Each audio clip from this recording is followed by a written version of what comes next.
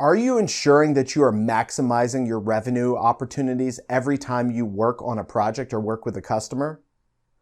If not, in this video, we're going to talk through strategies you can implement to make sure that you are continuing your relationships with customers post-projects and ensuring that you're taking advantage of revenue opportunities that can help grow your business. My name is Phil Zito. I'm the founder and CEO of Building Automation Monthly, where we provide online training to building automation professionals to ensure that they are profitable and are able to execute projects and service work as quickly and efficiently as possible.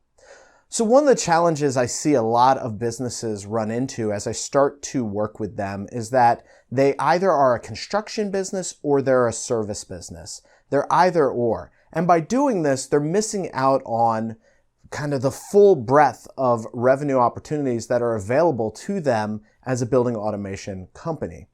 Now, I get it. I totally get it. If you're doing construction right now, it can seem very intimidating to establish a service team. I mean, who do you tap to do that work? How do you establish a call process where you're actually taking in calls and then dispatching people? Those are all real concerns. But before we even get to that, you've got to have some work to do. And that's why I always recommend to folks from a service perspective that they first look at building planned service agreements and then worry about the labor and materials work, which is more reactionary. At least with PSA work, it's kind of like a project in that you can plan when folks are going to be visiting the sites. There's a little bit of variability there, but it's more controlled. So when I look at these opportunities that I'm going to talk to you about in this video, here are 3 tips to making sure that you're maximizing revenue by focusing on post-contract service work. Tip number 1 is that every opportunity you work on from a project perspective should have a tie to some form of maintenance agreement. Not only are you doing your customer a disservice if you're not offering them the opportunity to continue to have you as the expert assist them in managing their building automation system, but you're also going and almost ensuring that that system is going to have issues down the line. And this data isn't from me. This is actually data that I've heard it tossed around at ASHRAE meetings and BOMA meetings, so I'm not going to quote it. I'm not going to give you a percentage because I don't have that at my fingertips. But I know that there is a certain percentage of buildings that after year 1, their performance drops substantially because things start getting put in hand, processes are no longer followed, set points are changed, and just having a health checkup makes things a lot easier for your customers. Tip number 2, having an opportunity to go and support the owner during the warranty phase is something that makes your project close out so much easier. Now, this is a delicate balance. I'm not going to lie to you, because the temptation is if you are having a service team that is supporting your owners during the warranty phase, the temptation is going to be to take tasks that should not be considered warranty and apply them to the warranty. And I get that. And that's why you have to have very clear definition of what warranty is. And I won't lie to you, that's difficult to do, but it can be done.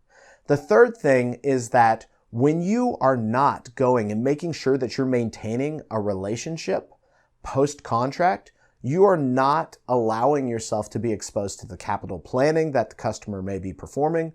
You're not establishing a relationship with the owner, so you're just another commodity as far as building automation goes.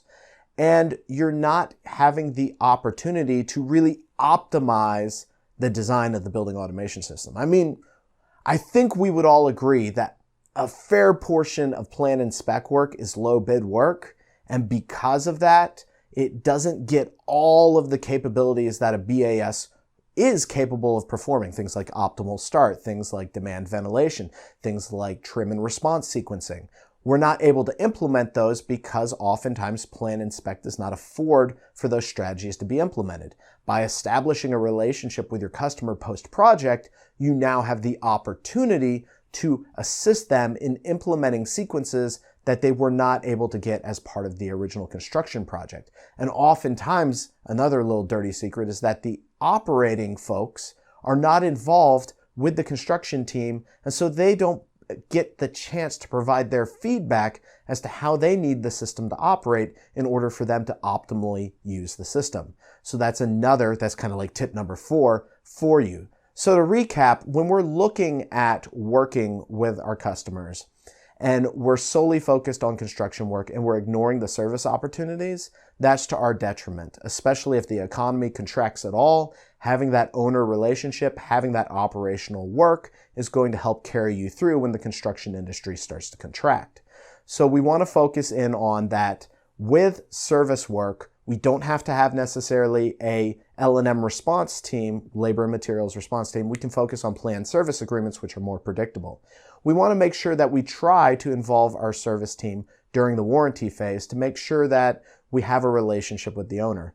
We want to make sure that we're working with the owners and having that relationship, because sometimes they don't get what they want, and being able to work with them after the fact not only is a revenue opportunity for you, but it also is an opportunity to make sure that the owner is getting more advanced features in their building automation system that didn't make it through the plan and spec process.